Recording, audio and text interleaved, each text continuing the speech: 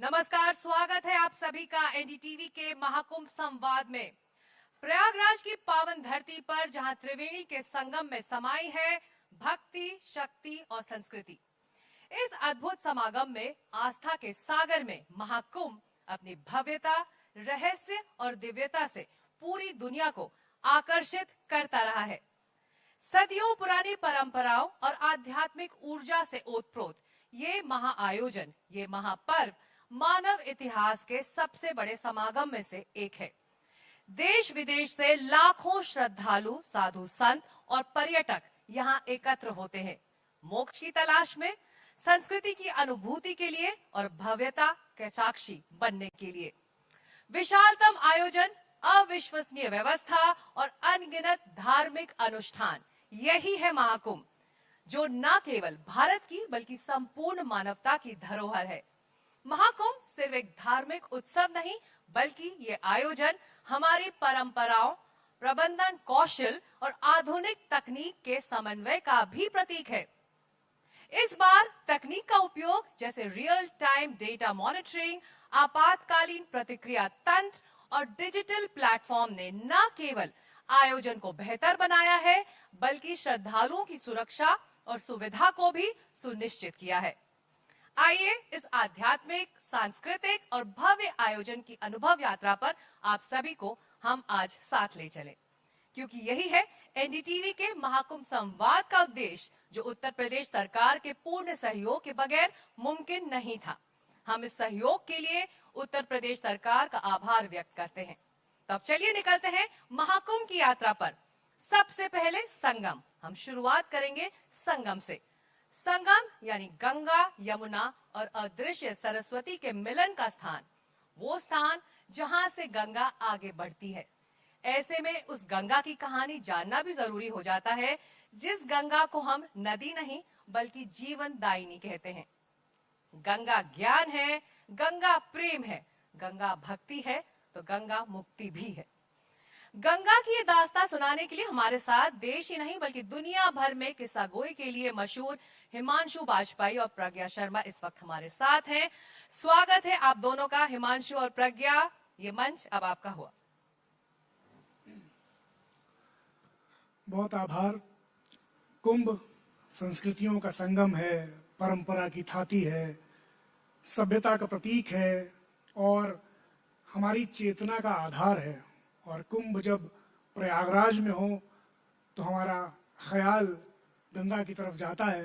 और गंगा की जो पौराणिक आख्यान गंगा के हैं, उनसे एक मैं कुछ आपके सामने प्रस्तुत करूंगा कि चिरम विरंचि विष्णु पूज पाद वारि धारणी, प्रताप केतु पट्टिकाम्बु यष्टिका विहारिणी। चिरम विरंचि विष्णु पूज पाद वारि धारणी, प्रताप केतु पट्टिकाम्बु यष्टिका विहारिणी। शशांक कांत पूर केण पाप कूट कंदिनी, जगत त्रिदोष तस्तनुम पुनातु जनुनंदिनी, जगत त्रिदोष तस्तनुम पुनातु जनुनंदिनी। तो कहते हैं पंडित राज जगन्नाथ कि हमने एक विचित्र दृश्य देखा कि यम का द्वार सूना पड़ा है, यमदूत मारे मारे फिर रहे हैं, कहीं कोई मृत्यु का भागी मिलता ही नहीं। दूसरी तरफ स्वर्ग के द्वार पर विमानों की रेल पेल और भीड़ से स्वर्ग का मार्ग सकरा हो गया है। आखिर ऐसा कैसे हो सकता है? इस विचित्र दृश्य की वजह क्या है? हे मात गंगे, हे सुरसरी गंगे, जब से आपकी अनुपम कथा का प्रताप, जब से आपकी कथा का पुण्य मर्त्य लोक में फैला है, तभी से ऐसा विचित्र दृश्य उत्पन्न हुआ है। यानी कि पंडित राज जगन्नाथ साफ साफ कह रहे हैं कि गंगा की कथा को सुनने से, गंगा के महात्म्य को जानने से, गंगा की महिमा में डूबने से, गंगा की कथा सरिता में डुबकी लगाने से घोर पापी भी नरक जाने से बच जाता है और स्वर्ग का अधिकारी होता है। तो गंगा स्वर्ग से पृथ्वी में आई, इसकी कथा तो हम लोग कमोबेश जानते हैं, मगर गंगा स्वर्ग में कैसे आई, गंगा का प्रादुर्भाव कैसे हुआ, इसकी भी एक बड़ी दिलचस्प कहानी है। कथा यूं है कि गर्ग संहिता के मुताबिक एक बार देवर्षि नारद पृथ्वी पर भ्रमण करने के लिए आए, तो उन्होंने हिमालय की एक गुप्त घाटी में राग रागिनियों के समूह को देखा। मगर दुर्भाग्य से उस समूह का हर सदस्य किसी न किसी अंग से हीन था, यातना का कोई न कोई चिन्ह अपने शरीर पर लिए हुए था।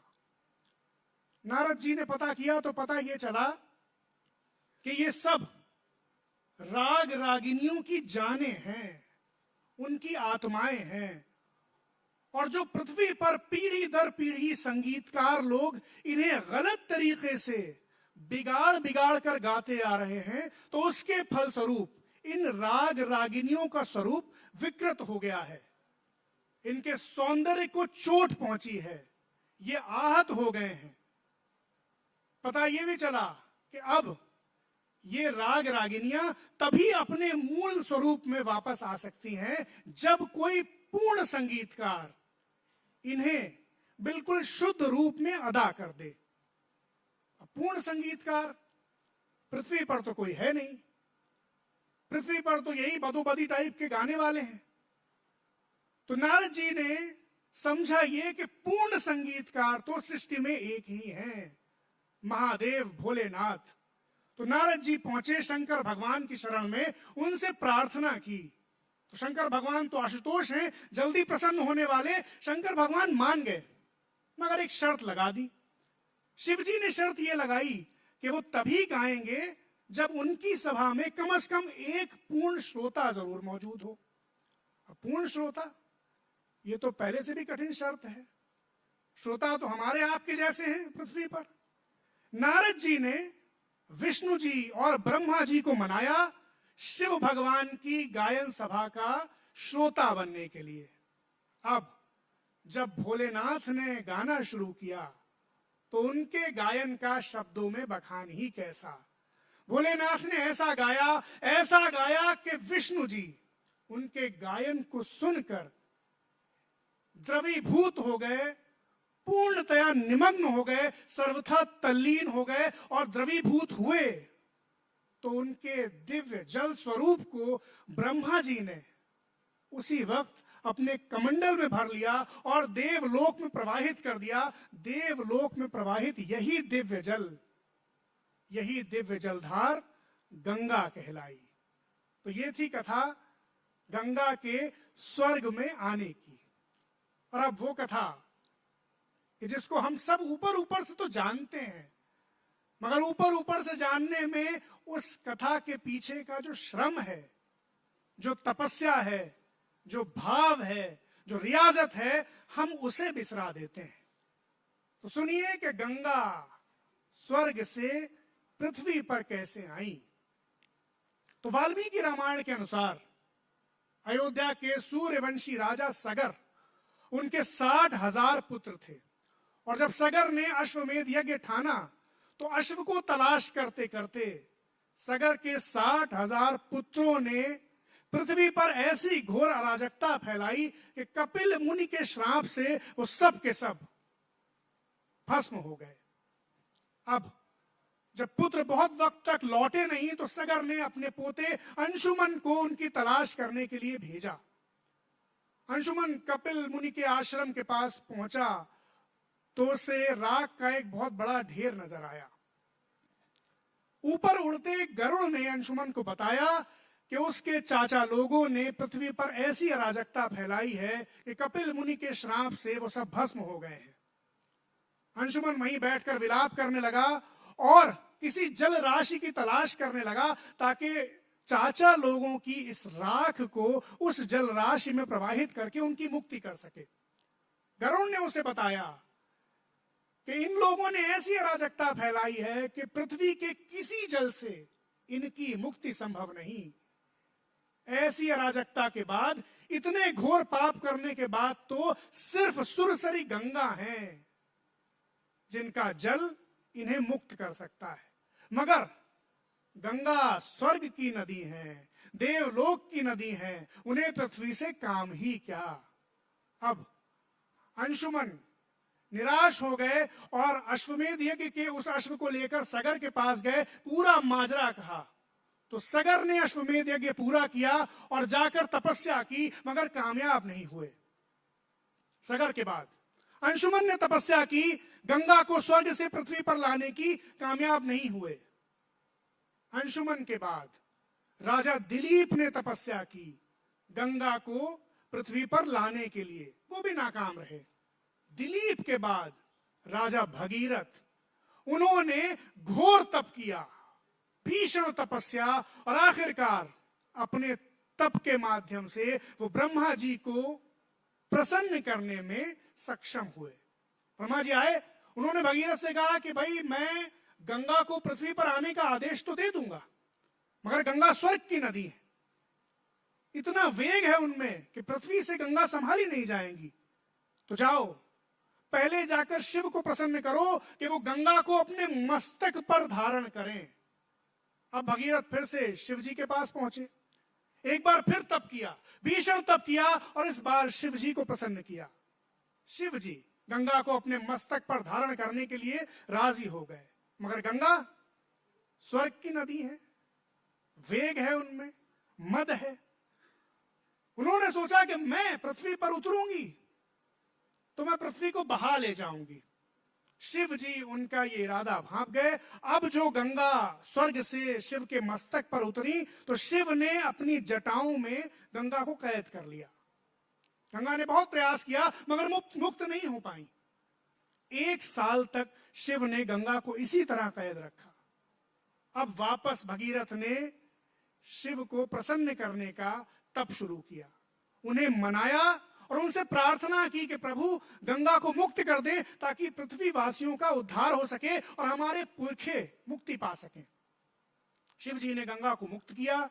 गंगा भगीरथ के रथ के पीछे पीछे पृथ्वी पर आई। स्वर्ग से पृथ्वी पर गंगा का अवतरण ऐसा था कि देवलोक में हलचल मची। तमाम देवता, अप्सराएं, गंधर्व, यक्ष सब आकाश में आ गए इस अद्भुत दृश्य को देखने के लिए। ऐसा लगता था जैसे सैकड़ों सूर्य एक साथ उदित हुए हों। गंगा पृथ्वी पर आई, भगीरथ के पुरखों की राख को खुद में बहा ले गई, उनको मुक्ति दी और इसके साथ ही समुद्र जो किसी वजह से खाली हो चुका था उसे दोबारा भर दिया और पृथ्वी पर कल्याण का चक्र दोबारा शुरू हुआ। अब सवाल यह है कि समुद्र आखिर खाली कैसे हुआ था जिसे गंगा ने भरा था। तो सुनिए ये कथा। ये कथा जो कि लोक परंपरा में बहुत लोकप्रिय है। तो सतयुग में एक ऋषि हुए जिनका नाम था महर्षि अगस्त्य। एक दिन वो समुद्र के किनारे से जा रहे थे कि उन्होंने एक बड़ा अजीब और गरीब दृश्य देखा। वो देखते क्या है कि एक टिटहरी समुद्र की रेत में लौटती है, अपने पंखों में वो रेत भरती है और फिर उस रेत को समुद्र में जाकर झाड़ देती। वो बार बार यही कर रही थी। महर्षि अगस्त्य को ये मामला कुछ अटपटा सा लगा, सो उन्होंने इसके पीछे की कहानी जाननी चाहिए। वो चिड़िया के पास पहुंचे और चिड़िया से पूछा। चिड़िया ने उन्हें अपनी सारी कहानी सुनाई। चिड़िया ने उन्हें बताया कि मैंने इस समुद्र के किनारे रेत में अपने अंडे दिए थे। मैं बड़ी बेसब्री से अपने बच्चे के निकलने का इंतजार कर रही थी, लेकिन एक दिन अचानक हुआ ये कि समुद्र की एक लहर आई और मेरे अंडों को बहा ले गई। मुझ दुखियारी माँ ने इस समुद्र से बहुत अनुनय विनय की, बहुत प्रार्थना की कि मुझे मेरे अंडे वापस लौटा दो, लेकिन इस समुद्र ने मेरी एक ना सुनी। मैंने इससे बहुत बार प्रार्थना करी लेकिन इसने एक भी ना सुनी, और इसीलिए अब इसका अभिमान तोड़ने के लिए मैं इसे रेत से भर रही हूँ। महर्षि अगस्त्य ने जब ये करुण कहानी सुनी तो वो खुद भी विचलित हो गए। उन्होंने सोचा, कमजोर का साथ देना तो बलवान का धर्म है। सो उन्होंने खुद समुद्र से प्रार्थना की कि हे समुद्र, इस निरीह माँ के बच्चे वापस कर दो, इसके अंडे लौटा दो। लेकिन समुद्र, उसको तो आप सब जानते हैं कितना मगरूर और घमंडी है। उसने उनकी बात भी नहीं मानी, उनकी प्रार्थना को साफ नजरअंदाज कर दिया। और अब जब ऐसा हुआ तो महर्षि अगस्त को गुस्सा आ गया और आवेश में आकर उन्होंने समुद्र का सारा पानी पी लिया। और अब जो ऐसा हुआ तो समुद्र पर आश्रित जितने भी जीव जंतु थे सब त्राही त्राही करने लगे, हाहाकार मच गया। और अब ये खबर स्वर्ग में पहुंची देवता गणों के पास। देवतागण महर्षि अगस्त के पास आए, उनसे प्रार्थना करने लगे कि हे महाराज, समुद्र को वापस भर दीजिए, पृथ्वी का सारा चक्र बिगड़ता जा रहा है। महर्षि अगस्त ने जवाब दिया कि अब तो बहुत दिन बीत गए, वो सारा पानी जो मैंने पिया था वो हजम हो गया, अब मैं दोबारा समुद्र को नहीं भर सकता। अब अगर इस बात का कोई समाधान निकाल सकता है तो वो है सिर्फ भगवान विष्णु। देवतागण भगवान विष्णु के पास पहुंचे। विष्णु जी ने कहा, परेशान मत हो, कुछ ही दिनों में राजा भगीरथ अपने पुरखों को तारने के लिए सुरसरी गंगा को जमीन पर लाएंगे। सुरसरी गंगा जब जमीन पर आएगी, भगीरथ के पुरखों को तारने के बाद वो सीधा समुद्र में जाकर गिरेगी और तभी ये खाली समुद्र एक बार फिर भर जाएगा। और श्रोताओं, हुआ भी ठीक ऐसा ही। सुरसरी गंगा भगीरथ के पुरखों को तारने के बाद समुद्र में जाकर गिरी और इस तरह वो जो खाली समुद्र था वो एक बार फिर भर गया और जीवन चक्र सामान्य हो गया। हमें आज ये सुनने को मिलता है कि गंगा तेरा पानी अमृत, और हम ये समझते हैं कि गंगा को किसी रूपक में, किसी प्रतीक के तौर पर गंगा के जल को अमृत कहा गया। मगर हमारे प्राचीन आख्यान बार बार इस बात की पुष्टि करते हैं कि एक वक्त वो भी था जब गंगा का पानी सचमुच में अमृत था। और सुनिए ये कथा महाशुक जातक से गंगा के जल के अमृत होने की। महाशुक जातक के अनुसार गंगा के किनारे एक अंजीर का पेड़ था। उस अंजीर के पेड़ पे एक तोता रहा करता था। अंजीर के पेड़ और इस तोते में बड़ी गहरी मित्रता थी। ये तोता दिन भर रात भर उसी पेड़ पर रहता, वही पेड़ उसका बसेरा था, उसी के फल खाकर अपने को तृप्त करता। अब ये बात कि उनकी इतनी गहरी दोस्ती है, इसका चर्चा दूर दूर तक होने लगा और ये खबर स्वर्ग में भी पहुंच गई। अब जब स्वर्ग में उनकी दोस्ती का इतना चर्चा हुआ तो देवराज इंद्र, जो कि आप सब जानते हैं परीक्षा लेने में एक्सपर्ट हैं, उन्होंने इस पेड़ और तोते की भी परीक्षा लेनी चाहिए। सो उन्होंने अपनी शक्तियों से किया ये कि तत्काल इस हरे भरे सुंदर पेड़ को एक सूखे ठूठ में बदल दिया। तोता बहुत परेशान हुआ अपने मित्र की ये दशा देखकर। उसने कई जतन किए, तमाम कोशिशें की कि वो किसी तरह अपने दोस्त पेड़ को जिंदा कर ले, मगर उसकी सारी कोशिशें बेकार साबित हुई। उस तोते की खुद भी बहुत बुरी दशा हो गई। अपने मित्र के वियोग में बेचारा मरणासन हो गया।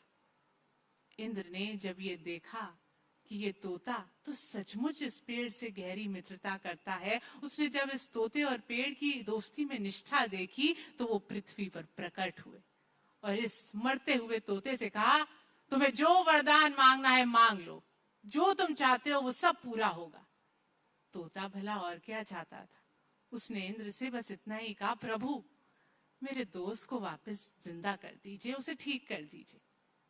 इंद्र ने कहा, ये जो गंगा नदी तुम्हारे पास बह रही है, तुम जानते हो ये कोई साधारण नदी नहीं है, इसका जल कोई आम जल नहीं है, कोई साधारण सामान्य जल नहीं है, ये अमृत है, अमृत।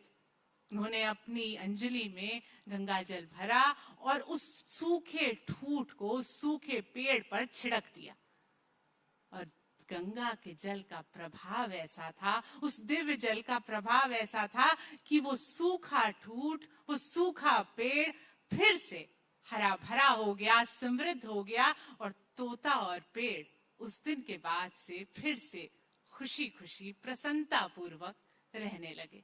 अब देखिए कि रसखान ने गंगा जल की महिमा का बखान किस तरह से किया है कि वैद्य की औषधि खाऊं कछू न करो, व्रत संजम री सुन मुंह से, तेरो ही पानी पियो रस खानी, सजीवनी जानी लहो सुख तो से, एरी सुधामयी भागीरथी को उपथ्य कुपथ्य करे तऊ पोसे, आक धतूरे चबात फिरे, विष खात फिरे शिव तोरे भरोसे। गंगा पृथ्वी पर बहती रहे, उसकी धारा अविरल रहे, वो इसी तरह से पृथ्वीवासियों का कल्याण करती रहे, इसके लिए हमारे बुजुर्गों ने, हमारे पुरखों ने बड़े जतन किए हैं, बड़े तप किए हैं। और देखिए कि किस तरह देवी अनुसूया ने शिव महापुराण के अनुसार गंगा को पृथ्वी से जाने से रोका था। इस कथा में हम लोगों के लिए भी एक संदेश है कि गंगा इसी तरह बनी रहे, इसके लिए हमें किस तरह की निष्ठा और किस तरह के समर्पण की जरूरत है। तो सुनिए यह अंतिम कथा शिव महापुराण से देवी अनुसूया के गंगा को पृथ्वी पर रोक लेने की। तो हुआ यूं कि एक बार 100 साल तक भारत में वर्षा नहीं हुई, एक बूंद भी बारिश की पृथ्वी पर नहीं गिरी, और इसकी वजह से भीषण अकाल फैल गया। चारों तरफ हाहाकार मचने लगी, जीव जंतु पट पट करके मरने लगे। और जब संसार की ऐसी दुर्दशा हुई तो महर्षि अत्रि ने भगवान शिव को प्रसन्न करने के लिए एक तपस्या करने की सोची। उनकी पत्नी देवी अनुसूया ने भी अन्न जल त्याग दिया और उन्होंने भी तपस्या की। वो दोनों लोग कामद वन में पहुंचे और वहां उन्होंने ऐसा भीषण तप, ऐसी घनघोर तपस्या की कि उन्हें देखने के लिए देवतागण आए। गंगा ने भी उन्हें दर्शन दिए। गंगा ने जब देवी अनुसूया को तपस्या करते देखा तो न जाने क्यों उनके मन में एक भाव उत्पन्न हुआ कि इस नारी का अगर मैं कुछ उपकार कर सकूं तो बहुत अच्छा होगा। तो आगे क्या हुआ? हुआ ये कि 54 साल बाद जब महर्षि अत्रि ने अपनी तपस्या पूरी की, उनकी समाधि खत्म हुई, तो उन्होंने रेत से एक शिवलिंग बनाया। उस शिवलिंग का अभिषेक करने के लिए और खुद के जलपान के लिए उन्हें पानी की आवश्यकता थी, उन्हें जल की आवश्यकता थी। सो उन्होंने देवी अनुसूया से जल लाने के लिए कहा। देवी अनुसूया कामद वन में जगह जगह भटकी, लेकिन उन्हें पानी की एक बूंद भी ना मिली। जब वो निराश होकर एक जगह बैठ गईं, तभी गंगा प्रकट हुई। गंगा ने उन्हें दर्शन दिए और कहा, देवी मैं तुम्हारे तप से बहुत प्रसन्न हूं, तुम्हें जो वरदान मांगना है मांग लो, मैं तुम्हारी सारी इच्छाएं पूरी करूंगी। देवी अनुसूया ने गंगा से जल मांगा। गंगा ने उनसे कहा कि तुम एक कुंड बनाओ। उन्होंने जैसे ही कुंड बनाया, गंगा उस कुंड में समाहित हो गई। देवी अनुसूया महर्षि अत्रि को बुलाने के लिए दौड़ी, लेकिन गंगा ने उन्हें रोका कि रुको, तुम ऐसे नहीं जा सकती। मैं इस कुंड में तभी रुकूंगी जब तुम मुझे अपने 1 महीने का पुण्य दान कर दोगी। देवी अनुसूया ने ऐसा ही किया। उसके बाद महर्षि अत्रि आए। उन्होंने जब उस दिव्य कुंड को देखा, उस दिव्य जल का पान किया, तो उनका रोम रोम आह्लादित हो उठा। और इसके बाद देवी अनुसूया ने उन्हें सारा वृत्तांत सुनाया कि कैसे वो जल के लिए भटक रही थी और कैसे गंगा माँ ने उन्हें दर्शन दे दिए। इसके बाद ये दोनों पति पत्नी महर्षि अत्रि और देवी अनुसूया ने माँ गंगा के सामने हाथ जोड़ दिए और उनसे प्रार्थना करने लगे कि हे माँ, जैसे तुमने हमारा उद्धार किया है, वैसे ही तुम समस्त पृथ्वी का, समस्त मानव जाति का उद्धार करो। हम आपसे प्रार्थना करते हैं कि आप पृथ्वी पर रुक जाइए। गंगा ने जवाब दिया, अवश्य मैं यहाँ जरूर रुकूंगी, बस एक शर्त है कि अगर देवी अनुसूया अपने 1 साल का पुण्य मुझे दान कर दें।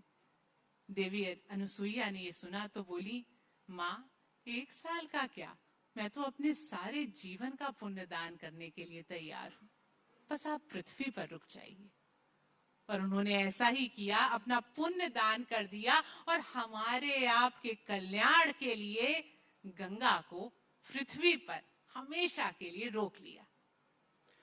तो जिस तरह से अनुसूया ने गंगा को पृथ्वी पर रोका, और गंगा, हम सौभाग्यशाली हैं कि गंगा को बहते हुए देख रहे हैं। और यहाँ अब कुंभ लगा हुआ है प्रयागराज में, तो गंगा की महिमा को समझें, कुंभ में जाएं, गंगा और यमुना के संगम में डुबकी लगाएं और अपने आप का कल्याण करें। और साथ ही ये जो कथाएं हैं, हमारी प्राचीन कथाएं, हमारे पुराणों में, शास्त्रों में, प्राचीन ग्रंथों में, इन्हें ना बिसराएं, क्योंकि इनमें जीवन का संदेश छिपा है। शुक्रिया, आभार। धन्यवाद। बहुत बहुत शुक्रिया, बहुत बहुत शुक्रिया हिमांशु और प्रज्ञा इस शानदार प्रस्तुति के लिए। तो यही है महाकुंभ का जादू। पौराणिक कहानियां, दास्तां, किस्सों में मिलती रही हैं इस महापर्व की झलकियां।